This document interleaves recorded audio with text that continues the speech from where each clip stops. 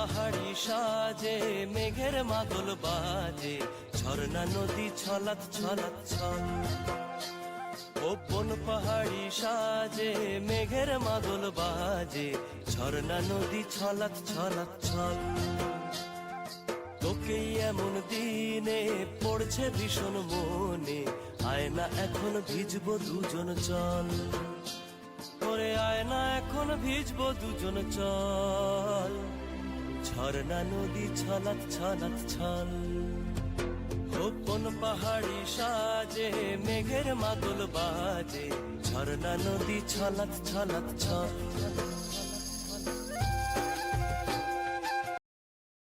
নমস্কার, আমার ফ্যামিলিতে আপনাদের স্বাগত জানাই। চলুন, আজকে এটা রবিবার, মানে জন্মাষ্টমীর আগের দিন। রবিবার মেয়ে পড়তে গেছিলো, তাই ওর সঙ্গে ওর 4 জন বন্ধু এসেছে। ওই কী সব প্রজেক্ট করবে। তো এখন ওরা এসে সবে ক্যারাম খেলছে। তারপরে আমি ওদেরকে একটুখানি কফি বানিয়ে দিলাম, আর ছেলেকে বনভিটা বানিয়ে দিলাম যে একটু খা।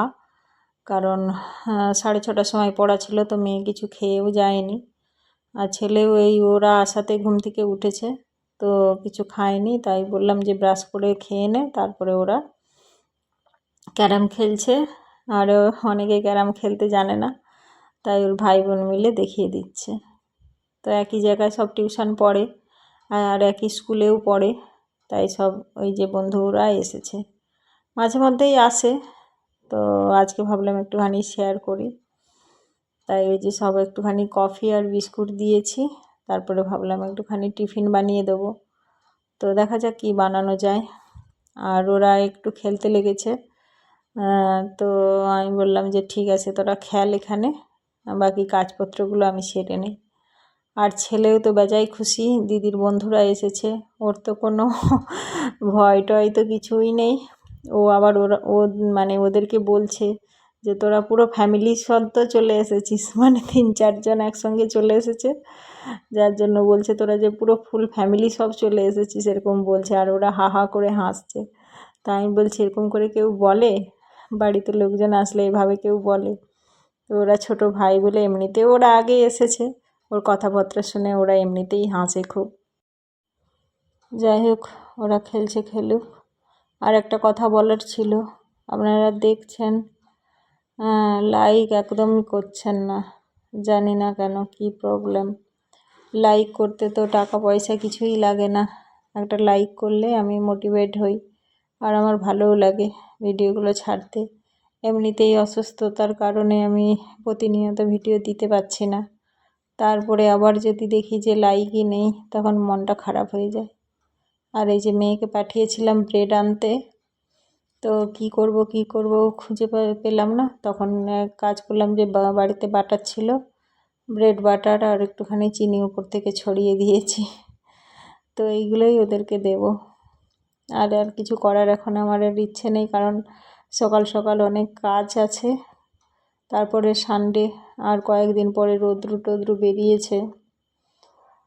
রৌদ্র ঠিক মতো বেরোয়নি, তবুও 2-1টা জামা কাপড় ধোয়ার আছে, কারণ এত বর্ষা হচ্ছিল যে কি বলবো। আর যে 1 দিনের 2 দিনের জমা হয়ে গেলে অনেক জামা কাপড় হয়ে যাচ্ছে। তারপরে বিশেষ করে সানডে আছে, স্কুলের জামা কাপড়গুলো ধুতে হবে, তো সেই জন্য বর্ষা হোক যাই হোক জামা কাপড়গুলো ধুয়ে মেলে দেবো। আমাদের ওই জল ট্যাঙ্কির নিচটা ঘাড়া আছে, ওর মধ্যে মেলে দিলেই হয়। আর এদিকে দেখুন প্রতিবাদের মিছিল এখনও শেষ হয়নি।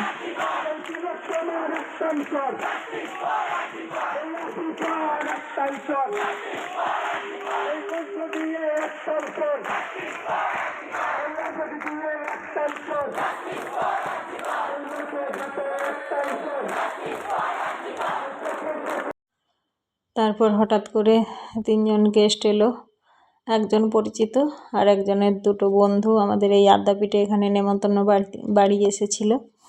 তো ফোন করেছিল, তাই বললাম যে বাড়িতে আসো। তো কিছুই খাওয়া দাওয়া করলো না, একটুখানি কোল্ড ড্রিঙ্কস দিলাম, খেয়েই তারপরে ওখানে অন্নপ্রাশন বাড়ি বললো যে ওখানে খাওয়া দাওয়া করব, আবার বাড়ি ফিরে যাব।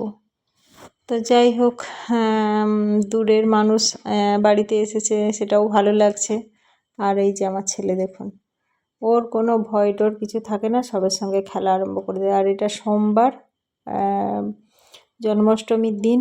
এই যে পুজো পাঠ করে নিয়েছি। এমনিতেই বড় করে তো কিছু করা যাবে না, কারণ আমাদের এখন অসুচ চলছে। তো অসুচ বলতে কি, মানে কালা অসুচ, সেই জন্য আমরা বেশি কিছু করতে পারবো না। তো নিয়ম রক্ষা পুজো করেছি। আর এই যে এক বাড়ি প্রসাদ দিয়ে গেল।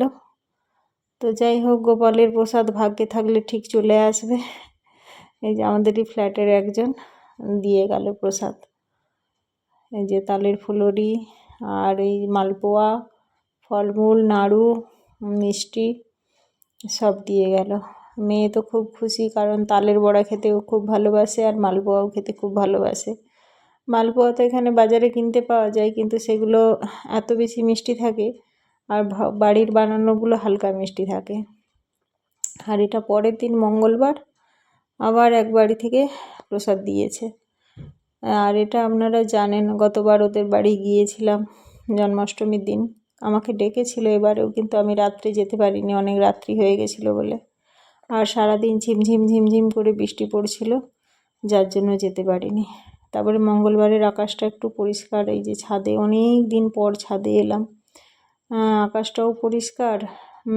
বৃষ্টি হয়েছিল সকালে, কিন্তু এখন আকাশটা একটু মেঘাচ্ছন্ন হয়ে আছে, কিন্তু অনেকটাই পরিষ্কার তবু দেখাচ্ছে। আর এই দিকটা দেখুন, হালকা করে সূর্য বেরিয়েছিল, অস্ত যাচ্ছে এখন সন্ধ্যের সময়। আর এই যে সব ঘুড়ি উড়াচ্ছে, যেই বৃষ্টি বন্ধ হয়েছে সব ঘুড়ি ওড়ানো শুরু। তো যাই হোক, ভিডিওটা ভালো লাগলে অবশ্যই লাইক, শেয়ার, কমেন্ট করবেন। সবাই পাশে থাকবেন, অবশ্যই সাপোর্ট করবেন। আর বেশি কিছু দিলাম না, ভালো লাগলে অবশ্যই একটা লাইক, শেয়ার, কমেন্ট করবেন। আর আকাশে একটা দেখুন কত বড় প্লেন যাচ্ছে, কতটা দেখা যাচ্ছে বুঝতে পারছি না, কিন্তু খালি চোখে অনেকটাই ভালো লাগছিল। যাই হোক, এখানেই শেষ করলাম। ভালো থাক।